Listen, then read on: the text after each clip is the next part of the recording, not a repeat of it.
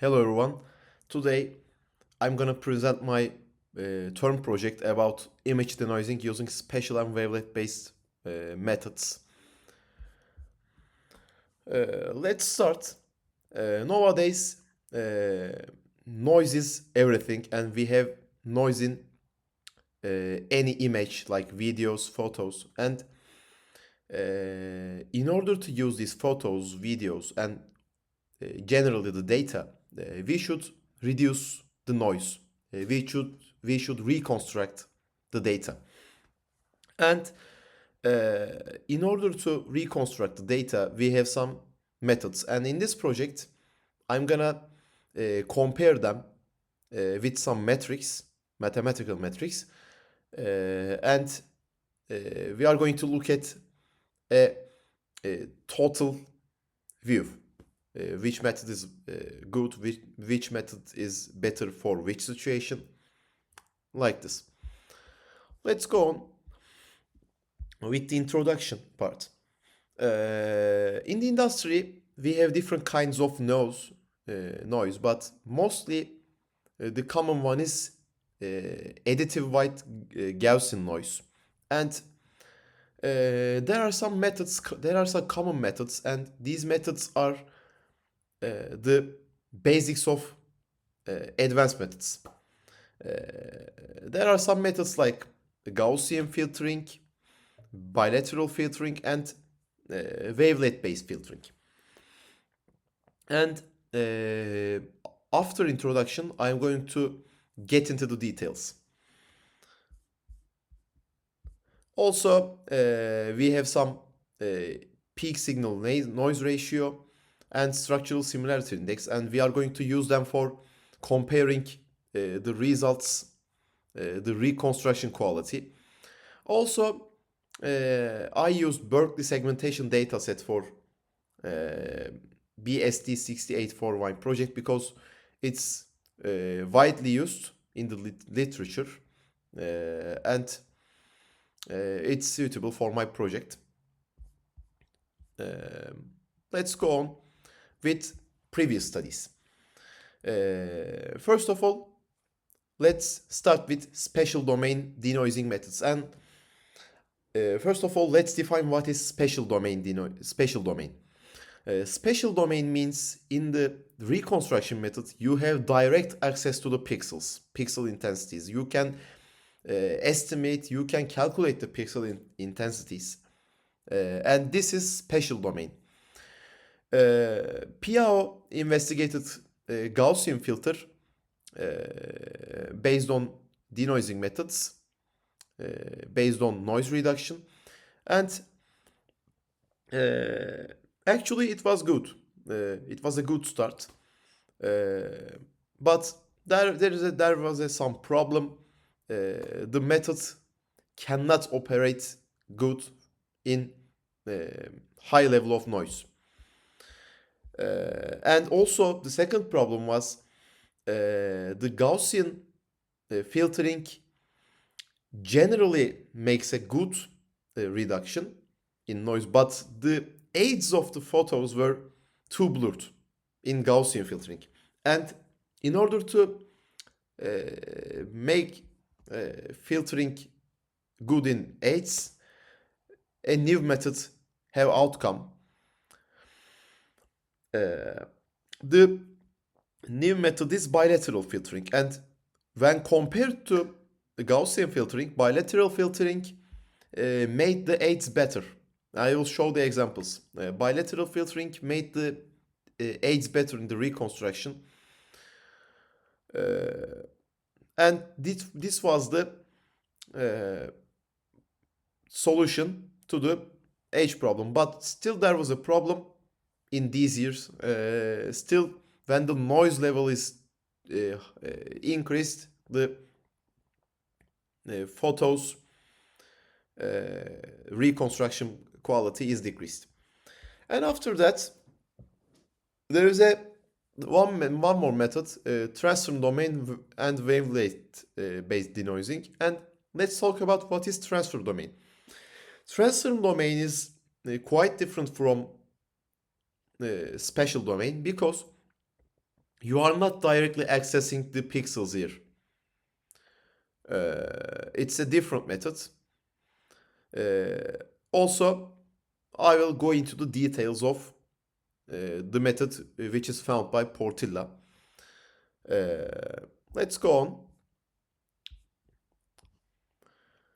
Also, there are some metrics that I have used also in order to compare these methods. PSNR and SSIM, which meaning peak signal to noise ratio and structural similarities. Also, I should talk about them. First of all, what is peak signal noise ratio? Peak signal noise ratio compare the reconstructed and original photo signal power logarithmically. I will show the formula of that. And when we get the peak signal noise ratio, we can have an idea about the reconstruction quality. Also, SSIM is an algorithm, but it does not use a logarithmic function. It uses luminance contrast values, structural information in order to compare the photos. Or, as I said, the Berkeley segmentation dataset is a common benchmark in the literature. I think we can go into the methodology. In the methodology, first of all, I can explain the path. As I said, I choose BSD 68 dataset, and I use one photo in the report in order to compare. I will show them. We corrupted the photo with the Gaussian noise. Actually, I would have used the noisy predefined pictures, but I didn't prefer that. I prefer to make the noise myself. I applied the filters and measured the reconstruction quality with PSNR and SSIM values. Let's go on. As I said, this is the PSNR value. As I said, it compares the reconstructed and original photos signal power with this logarithmic function, and it gives us a idea of reconstruction quality.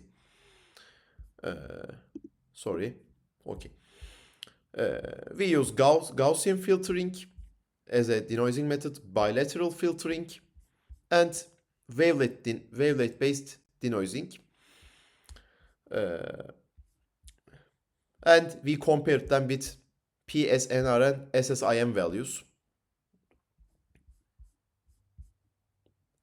We used OpenCV. We used Python for coding.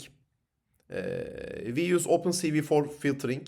We use PyWavelets, Skipit image, NumPy, Matplotlib libraries for visual comparisons.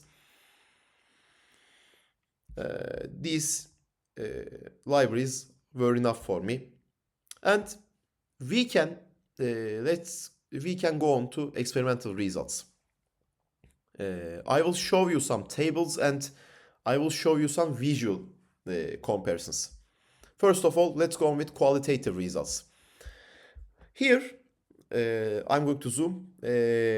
I put two different kinds of noise levels and their filter results, and we can see the weaknesses of different filters. Let's go on.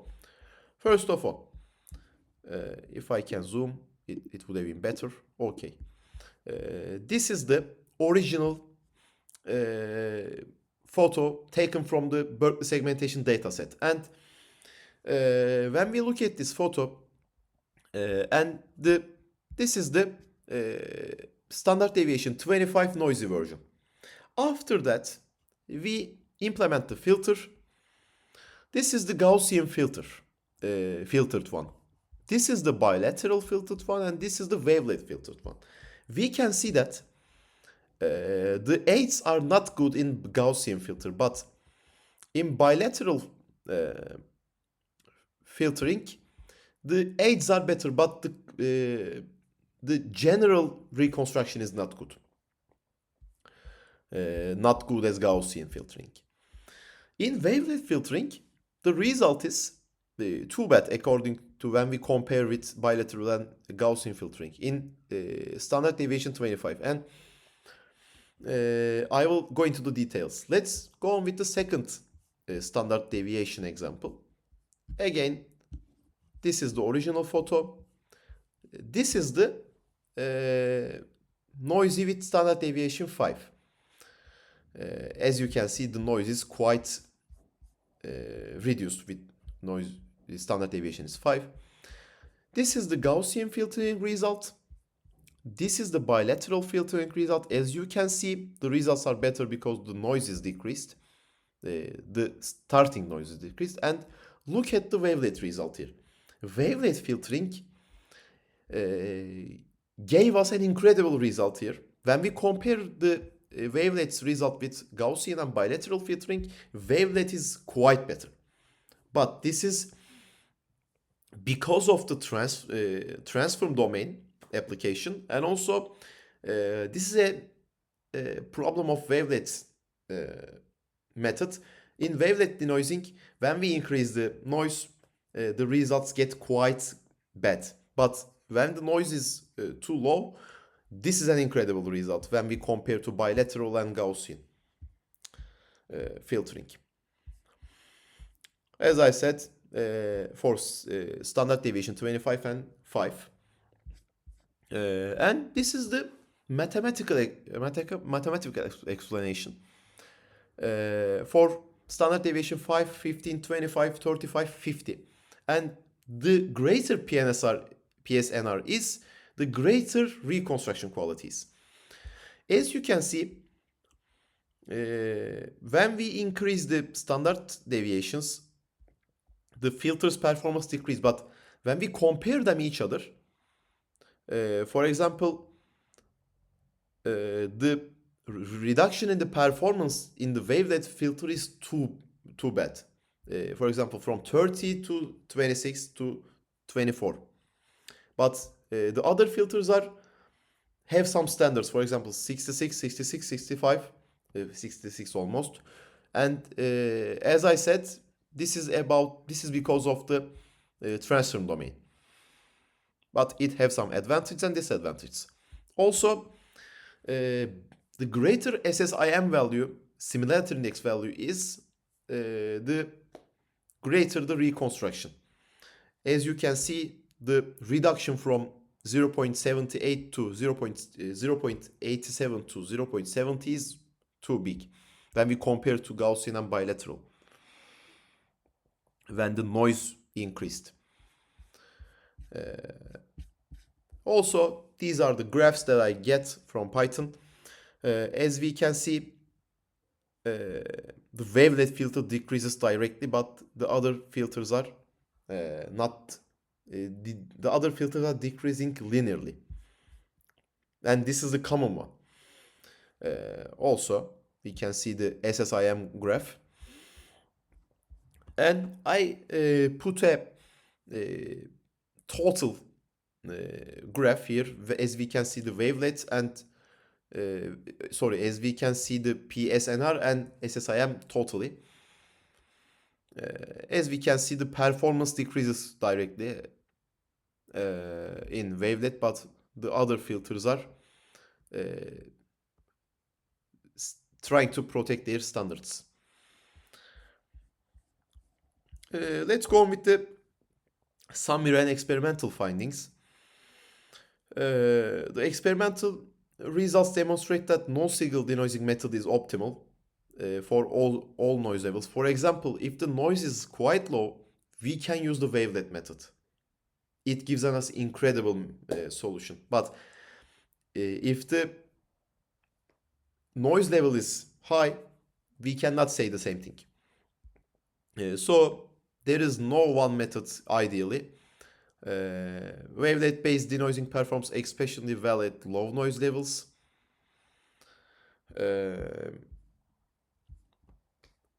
In conclusion, In this study, we investigated the effectiveness of classical image denoising techniques under different levels of additive white Gaussian noise, and we compared them with PSNR and SSIM values metrics, and